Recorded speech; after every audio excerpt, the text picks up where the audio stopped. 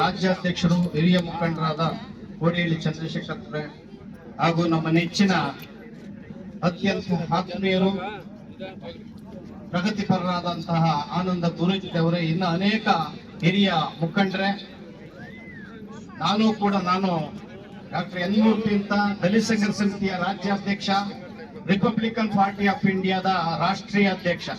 ಇವತ್ತೇನು ಜಂಗಮನಕೋಟೆನಲ್ಲಿ ಸಹಸ್ರಾರು ಎಕರೆ ರೈತರ ಫಲವತ್ತಾದ ಭೂಮಿಯನ್ನ ಅಲ್ಲಿ ನಾವು ನೋಡಿದ್ದೇವೆ. ಬೆಂಡೆಕಾಯಿ, ಕೋಸು, ಈರುಳ್ಳಿ,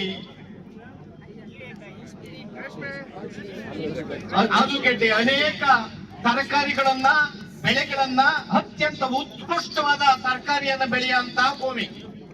ಆ ಭೂಮಿ ರೇಷ್ಮೆ ಬೆಳೆಯುವಂತ ಭೂಮಿ. ಆ ಭೂಮಿನಲ್ಲಿ ತಲತಲಾಂತರದಿಂದ ಅನೇಕ ತಲೆಮಾರುಗಳು ದುಡಿದು ತಿನ್ನುವಂತಹ, ಅನೇಕರಿಗೆ ಅನ್ನ ಕೊಡುವಂತಹ ಭೂಮಿ. ಅಂತ ಒಂದು ಭೂಮಿಯನ್ನ ಇವತ್ತು ಕಿತ್ತು ಬೇರೆ ಕಾರ್ಖಾನೆಗಳಿಗೆ, ವಿದೇಶಿಗರಿಗೆ, ವಲಸಿಗರಿಗೆ, ಅನಿವಾಸಿ ಭಾರತೀಯರಿಗೆ ಕೊಡೋದ್ರ ಮೂಲಕ ಇಡೀ ಚಿಕ್ಕಬಳ್ಳಾಪುರ, ಶಿಡ್ಲಘಟ್ಟ ಜಿಲ್ಲೆಯನ್ನ ಕಲುಷಿತ ವಾತಾವರಣವನ್ನ ಮತ್ತು ವಾಯು ಮಾಲಿನ್ಯವನ್ನ ಮತ್ತು ಕುಡಿಯೋ ನೀರನ್ನ ವಿಷಕಾರಿಯಾಗಿ ಮಾಡುವಂತ ರಿಯಲ್ ಎಸ್ಟೇಟ್ ದಂಧೆ ಮಾಡುವಂತ ಸರ್ಕಾರ ಇದೆಯಲ್ಲ, ಇದು ಸರ್ಕಾರ ವಿದೇಶಿಗರಿಗೆ, ಅನಿವಾಸಿ ಭಾರತೀಯರಿಗೆ ದಳ್ಳಾಳಿ ಕೆಲಸವನ್ನ ಮಾಡ್ತಾ ಇದ್ದಾರೆ. ಸರ್ಕಾರದಲ್ಲಿರ್ತಕ್ಕಂಥ ಅನೇಕ ಮಂತ್ರಿ, ಶಾಸಕರು ಸಹಸ್ರಾರು ಎಕರೆ ರೈತರ ಭೂಮಿಯನ್ನ ಕಿತ್ಕೊಂಡು ಅಂತಹ ದರೋಡೆಕೋರ ಕೆಲಸಗಳನ್ನ ಮಾಡ್ತಾ ಇದ್ದಾರೆ. ಈ ದಳ್ಳಾಳಿಯ ಒಂದು ಶಾಖೆಗಳಿದ್ದಾವೆ, ಬಿಡಿಎ, ಕೆಎಚ್ಪಿ, ಕೆಡಿಬಿ, ಇವೆಲ್ಲರೂ ಕೂಡ ಲೆಕ್ಕನ ಇಟ್ಟು ರೈತರ ಭೂಮಿಯನ್ನ ವಕ್ಕಿಸುವಂತ ಕೆಲಸವನ್ನ ಮಾಡ್ತಾ ಇದ್ದಾರೆ. ಆದ್ದರಿಂದ ರೈತರ ಬಗ್ಗೆ ನೀವು ತಿಳ್ಕೋಬೇಕಾಗಿದೆ.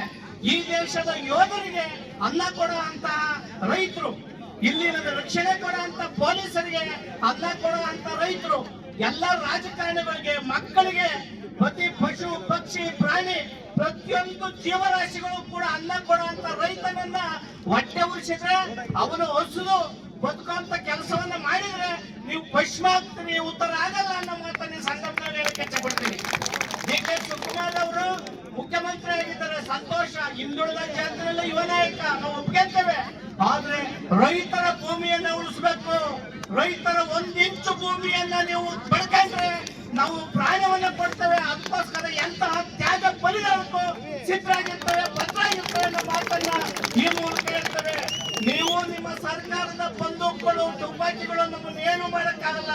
106 ಕೇಸ್ಗಳನ್ನು ಸಿದ್ಧರಿದ್ದೇವೆ, ಭದ್ರಿದ್ದೇವೆ.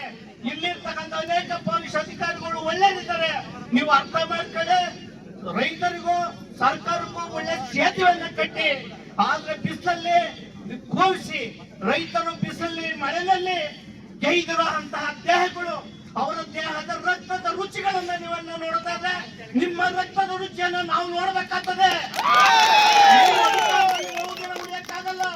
ಇವತ್ತು ಯಥಾಸ್ಥಿತಿಯನ್ನ ಬಯಸುವಂತ ಸರ್ಕಾರಗಳು ಎಲ್ಲಿದ್ದಾರೆ, ರಾಜಕಾರಣಿಗಳು ಎಲ್ಲಿದ್ದಾರೆ, ನೀವು ಬಡತನವನ್ನ ಮತ್ತು ನಿರುದ್ಯೋಗವನ್ನ ಕಾಯಂ ಮಾಡಕ್ಕೋಸ್ಕರ ಕೆಲಸ ಮಾಡುವಂತಹ ದಳ್ಳಾಳಿಗಳು ನೀವು.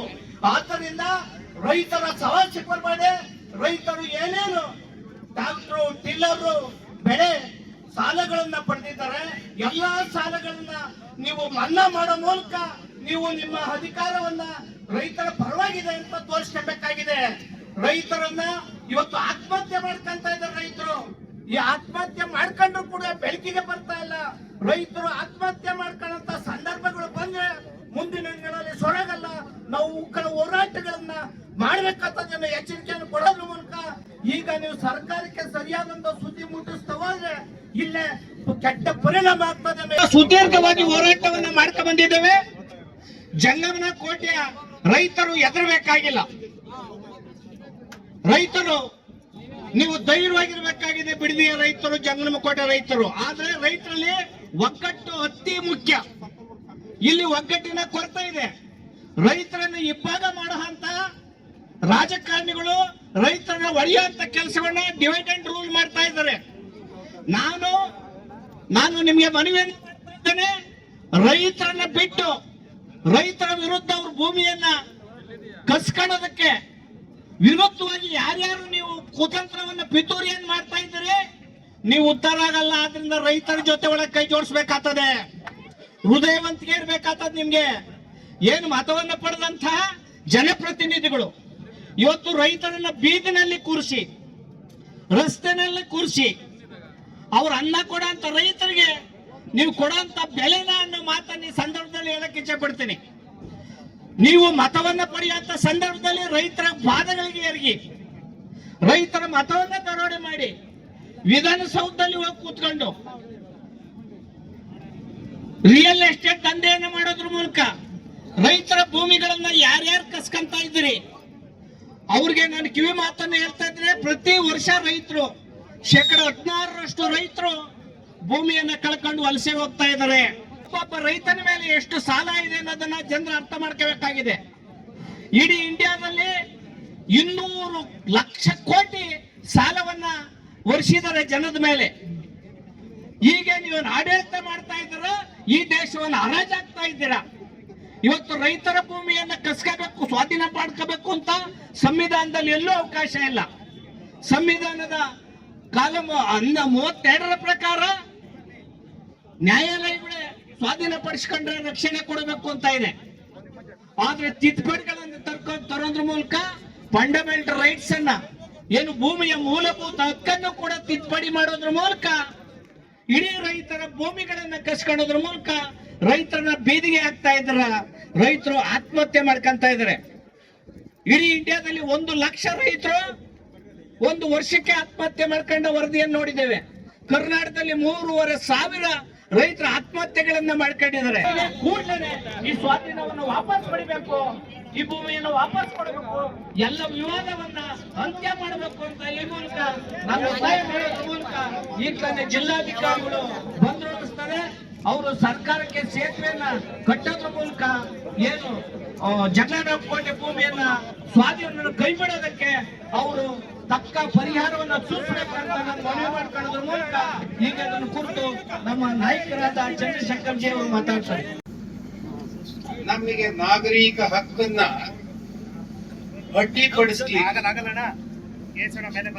ನನಗಿರ್ತವ ನಾಗರಿಕ ಹಕ್ಕುಗಳನ್ನ ಅಡ್ಡಿಪಡಿಸ್ಲಿಕ್ಕೆ ಡಿ.ಕೆ. ಶಿವಕುಮಾರ್ ಮತ್ತು ನಿನ್ನ ಇಲಾಖೆ ಪೊಲೀಸಿಗೆ ಏನಪ್ಪ ಅಧಿಕಾರ ಇದೆ?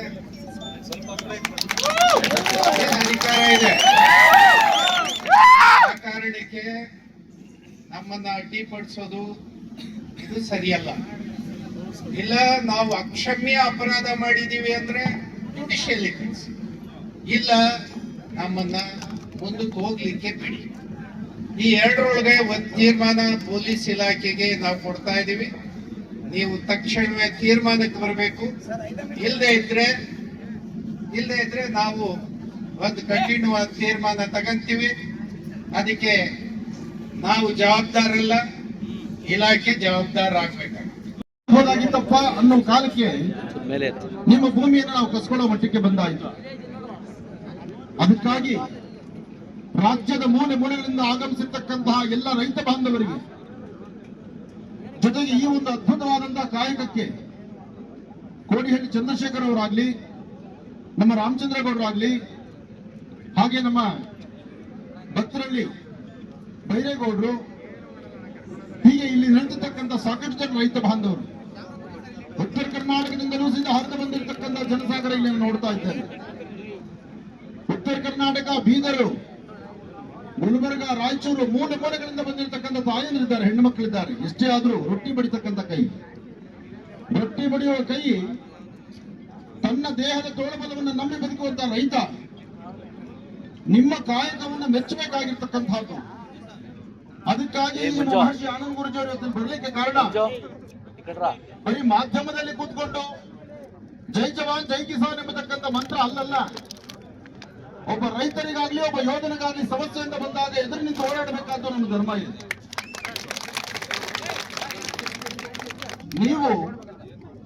ನೀವು ಬೆಳೆದಂತ ಬೆಳೆ ನಿಮಗಾಗಿ ಸ್ವಾರ್ಥಕ್ಕಾಗಲ್ಲ. ನಿಮ್ಮ ಹೆಂಡತಿ ಮಕ್ಕಳಿಗಾಗಿ ಒಂದಷ್ಟು ಇಟ್ಕೊಳ್ಳಬಹುದು. ಆದ್ರೆ ಹಸಿದ ವ್ಯಕ್ತಿಗಳಿಗೆ ಅನ್ನವನ್ನು ಉಣಬಡಿಸಬೇಕಾದ್ರೆ ರೈತರೇ ಬೇಕು. ಇವತ್ತು ಕೈಗಾರಿಕೆ ಉದ್ಯಮಗಳಲ್ಲಿ ಅದು ಬೇಕಾಗಿದೆ. ಆದ್ರೆ ಕೈಗಾರಿಕೋದ್ಯಮಗಳಲ್ಲಿ ತಯಾರಾಗುವ ಪದಾರ್ಥಗಳು ಎಸಿ ರೂಮಲ್ಲಿ ಕೂತ್ಕೊಳ್ಳುತ್ತೆ ವ್ಯಾಪಾರಕ್ಕೆ. ನಿಮ್ ತರ ನೀವು ಬೆಳೆದಿರ್ತಕ್ಕಂಥ ಬೆಳೆ ಇವತ್ತು ಫುಟ್ಪಾತ್ ಅಲ್ಲಿ ಕೂತ್ಕೊಂಡು ಒಬ್ಬ ರೈತ ಏನ್ ಕಷ್ಟ ಪಡ್ತಿದ್ದಾನೆ ಅಂತ ಇನ್ನೊಬ್ಬ ರೈತರಿಗೆ ಅಷ್ಟೇ ಗೊತ್ತಾಗ್ತಿದೆ, ಇನ್ನೊಬ್ಬರಿಗೆ ಗೊತ್ತಾಗ್ತಿಲ್ಲ. ನಮಗೆಲ್ಲರಿಗೂ ರುಚಿಕರವಾಗಿರೋ ಪದಾರ್ಥ ಬೇಕು, ಆರೋಗ್ಯಕರವಾಗಿರೋ ಪದಾರ್ಥ ಬೇಕು, ಆದ್ರೆ ಅದಕ್ಕೆ ಸರಿಯಾದ ವೇದಿಕೆ ಕಲ್ಪಿಸೋದಕ್ಕೆ ಮಾತ್ರ ನಮ್ಮ ಕೈಲಿ ಆಗ್ತಾ ಇಲ್ಲ. ಇಂತಹ ಪರಿಸ್ಥಿತಿಯಲ್ಲಿ ಇಟ್ಕೊಂಡಿರ್ತಕ್ಕಂಥ ಅಂಗೈಗಳ ಜಾಗಗಳನ್ನು ಸಹಿತ ಅಲ್ಲಿ ಕೈಗಾರಿಕೋದ್ಯಮ ಮಾಡಬೇಕು ಅಂತ ಹೇಳಿ ಏನಾದ್ರೂ ಕಸ್ಕೊಳ್ಳದೆ ಆಗೋಗ್ಬಿಟ್ರೆ ಮುಂದೆ ರೈತರ ಸಂಕಷ್ಟ ಕೇಳೋರು ಯಾರು? ಇವತ್ತು ಬಂಡೆಯಾಗಿ ಇವತ್ತು ಮೂರ್ತಿಯಾಗಿ ಪರಿವರ್ತನೆ ಮಾಡಿ ಅದು ಹೆಂಗೆ ಅಂತಂದ್ರೆ ರೈತರ ಕಷ್ಟಗಳನ್ನ ಪರಿಹಾರ ಮಾಡುವ ನಿಟ್ಟಿನಲ್ಲಿ ಇವತ್ತೇನು ಫಲವತ್ತಾದ ಭೂಮಿಯನ್ನ ವಶಪಡಿಸುವಂತಕ್ಕೆ ಮುಂದೆ ಬಂದಿದ್ರಲ್ಲ, ಇದನ್ನ ಈಗಲೇ ಅದನ್ನ ಕೈ ಬಿಟ್ಟು ಭೂಮಿಗೆ ಅದಕ್ಕೆ ಉಳುಮೆ ಮಾಡಕ್ಕೆ ಅವಕಾಶ ಮಾಡಿಕೊಡಿ ಅಂತ ಹೇಳಿ ಸರ್ಕಾರಕ್ಕೆ ಕೇಳಲಿಕ್ಕೆ ನಾವು ಬಯಸ್ತಾ ಇದ್ದೀವಿ. ಪ್ರಮಾಣದಲ್ಲಿ ತಾವೆಲ್ಲ ಬಂದು ಏನು ಬೈಕ್ ರ್ಯಾಲಿ ಮೂಲಕ ಬಂದಿದ್ದೀರಿ. ಈ ಸಂದರ್ಭದಲ್ಲಿ ಬೇರೆ ರೈತರ ಸಂಬಂಧಪಟ್ಟಂತ ಒಂದು ಕಾರ್ಯಕ್ರಮದಲ್ಲಿ ಇದ್ದಂತ ಕಾರಣ ಗೌರಿಬಿದನೂರು ತಾಲೂಕಿನಲ್ಲಿ ಹೋಗಿ ನಾನು ಕೂಡ ಬಂದಿದ್ದೀನಿ. ತಮ್ಮ ಭಾವನೆಗಳನ್ನ ತತ್ಕ್ಷಣ ಆಗಿಂದಾಗೆ ನಿರಂತರವಾಗಿ ಸರ್ಕಾರದ ಗಮನಕ್ಕೆ ತರುವಂತ ಪ್ರಯತ್ನ ಕೂಡ ಮಾಡಿದ್ದೀವಿ. ಒಂದು ಕಡೆ ತಮಗೆಲ್ಲ ಗೊತ್ತಿದೆ, ಒಂದು ಕಡೆ ಅಭಿವೃದ್ಧಿ ಕೈಗಾರಿಕೀಕರಣ ಇದು ಕೂಡ ಅನಿವಾರ್ಯ. ಅದೇ ರೀತಿ ರೈತರು ಕೂಡ ತಮ್ಮ ಜೀವನವನ್ನ ಕಟ್ಕೊಳ್ಳುವಂಥದ್ದು ಅದು ಕೂಡ ಅನಿವಾರ್ಯ. ಸೊ ಈ ಎರಡರ ಮಧ್ಯೆ ಈ ಸಮಸ್ಯೆ ಬಂದು ನಿಂತಿದೆ. ಈಗ ತಾನೇ ಬಂದು ನಾನು ಚರ್ಚೆ ಮಾಡಿದ ಸಂದರ್ಭದಲ್ಲಿ ಚಂದ್ರಶೇಖರ್ ಜಿ ಅವರು, ಭಕ್ತರಳ್ಳಿ ಬೈರೇಗೌಡರು, ಗುರುಗಳು ಹಾಗೂ ಎಲ್ಲ ಇತರ ಎಲ್ಲ ಹಿರಿಯ ಮುಖಂಡರು ಅವರೆಲ್ಲರ ಅಪೇಕ್ಷೆ ಇಲಾಖೆ ಹಂತದಲ್ಲಿ, ಉನ್ನತ ಹಂತದಲ್ಲಿ ಯಾರು ಈ ತೀರ್ಮಾನವನ್ನು ಮಾಡ್ತಾರೆ ಆ ಹಂತದಲ್ಲಿ ಒಂದು ಸಭೆಯನ್ನ ನಮ್ಗೆ ಏರ್ಪಡಿಸ್ಕೊಡಿ. ತಮ್ಗೆಲ್ಲ ಗೊತ್ತಿದೆ, ಇದು ಜಿಲ್ಲಾಡಳಿತದ ಹಂತದಲ್ಲಿ ಇಲ್ಲ. ಈ ಪ್ರಕರಣ ಭೂಸ್ವಾಧೀನ ಪ್ರಕ್ರಿಯೆ, ಈ ಎಲ್ಲ ಪ್ರಕ್ರಿಯೆಗಳು ಕೂಡ ವಾಣಿಜ್ಯ ಕೈಗಾರಿಕಾ ಇಲಾಖೆಯಿಂದ ನೇರವಾಗಿ ಕೇಂದ್ರ ಕಚೇರಿಯಿಂದ ಆಗ್ತಕ್ಕಂಥ ಕೆಲಸ. ಹಾಗಾಗಿ ನಿಮ್ಮ ಭಾವನೆಗಳನ್ನ, ನಮ್ಮ ಭಾವನೆ ಏನಿದೆ ಅದನ್ನ ನೀವು ಇಲಾಖೆಯ ಗಮನಕ್ಕೆ ತರಬೇಕು. ಒಂದು ಅತಿ ಶೀಘ್ರದಲ್ಲಿ ಒಂದು ಸಭೆಯನ್ನ, ಒಂದು ನಿರ್ಣಾಯಕವಾದಂತಹ ಒಂದು ಸಭೆಯನ್ನ ಏರ್ಪಡಿಸಲಿಕ್ಕೆ ತಾವು ನೈಜವಾದ ಪ್ರಯತ್ನ ಮಾಡಿ ಮಾತಾಡಿ ಅದರ ಬಗ್ಗೆ ಒಂದು ಮಾಹಿತಿಯನ್ನ ಕೊಡಬೇಕು ಅನ್ನೋ ಅಪೇಕ್ಷೆಯನ್ನ ವ್ಯಕ್ತಪಡಿಸಿದ್ದಾರೆ. ನಾನು ಈಗ ತಾನೇ ಹಿರಿಯ ಅಧಿಕಾರಿಗಳಿಗೂ ಕೂಡ ಮಾತಾಡಿದ್ದೇನೆ. ತತ್ಕ್ಷಣ ಆದಷ್ಟು ಶೀಘ್ರವಾಗಿ ಇಲಾಖಾ ಹಂತದಲ್ಲಿ ಒಂದು ಉನ್ನತ ಸಭೆಯನ್ನ ಮಾಡಲಿಕ್ಕೆ ಎಲ್ಲ ಕ್ರಮಗಳನ್ನ ತೆಗೆದುಕೊಳ್ತೀವಿ. ದಿನಾಂಕ ಮತ್ತೆ ಯಾವತ್ತೇನು ಅಂತ ಕೂಡ ನಾನು ಆದಷ್ಟು ಶೀಘ್ರ ಏನು ರೈತ ಮುಖಂಡರು ಹೋರಾಟದಲ್ಲಿ ಇದ್ದೀರಾ ತಮ್ಗಳಿಗೆ ನಾನು ತಿಳಿಸ್ತೇನೆ ಅನ್ನೋ